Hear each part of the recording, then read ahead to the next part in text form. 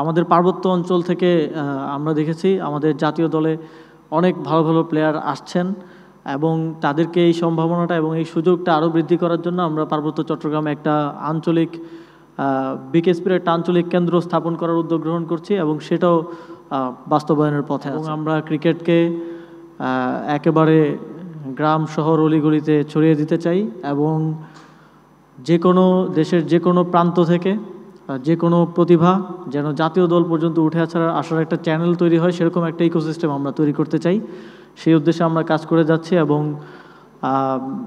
আজকে বিসিবির এই নতুন নির্বাচিত নেতৃবৃন্দের সাথে লিডারশিপের সাথে আমার এটা প্রথম প্রোগ্রাম। তো আশা করি এই আপনাদের সামনে 4 বছরের জন্য আপনারা দায়িত্ব নিয়েছেন, এর মধ্যে আমরা যেই কাঙ্ক্ষিত লক্ষ্য সেই কাঙ্ক্ষিত লক্ষ্য অর্জন করতে পারবো এবং একটা সুন্দর ক্রিকেটিং ইকোসিস্টেম আমরা বাংলাদেশে তৈরি করতে পারবো। এবং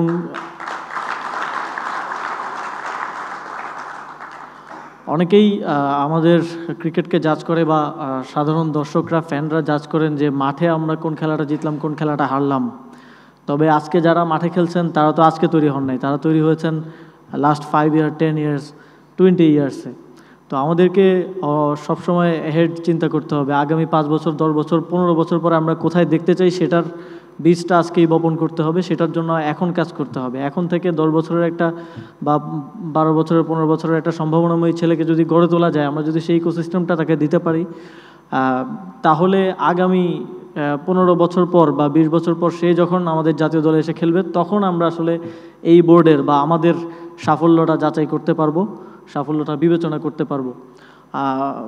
যদিও খুব স্বাভাবিকভাবেই সবাই চিন্তা করে যে আজকের জাতীয় দলের সাফল্য দিয়ে আজকের বোর্ডকে দেখা, কিন্তু আমাদের দীর্ঘমেয়াদী পলিসি নিয়ে সেটা বাস্তবায়নের মাধ্যমে অভীষ্ট লক্ষ্যে পৌঁছাতে হবে এবং আপনারা সেই জন্য সর্বোচ্চ ডেডিকেশনের সাথে কাজ করছেন এবং সামনেও কাজ করে যাবেন, এটা আমার প্রত্যাশা থাকবে।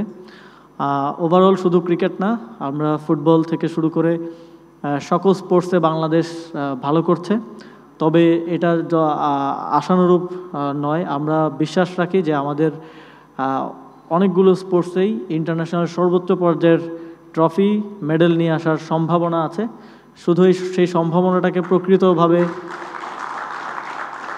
কাজে লাগানোটা এবং তাদেরকে সেই সুযোগ তৈরি করে দেওয়াটা আমরা যারা পলিসি মেকার আছি, আমরা যারা লিডারশিপে আছি তাদের দায়িত্ব এবং এর উপরেই আমাদের সফলতা এবং ব্যর্থতাটা ইতিহাসের কাছে নির্ণীত হবে।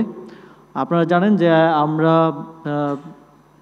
এই অন্তর্বর্তীকালীন সরকার দায়িত্ব নেওয়ার পর স্পোর্টসে পৃথিবী যেখানে গেছে সেটার সাথে কম্পিট করার জন্য কিছু উদ্যোগ গ্রহণ করেছি, যেমন বাংলাদেশ স্পোর্টস ইনস্টিটিউটের কাজ চলমান আছে। আপনারা জানেন অ্যাডভান্স লেভেল ট্রেনিং, বায়োমেকানিক্স এবং স্পোর্টস সায়েন্স নিয়ে ডেডিকেটেডলি কাজ করার জন্য সেই স্পোর্টস ইনস্টিটিউট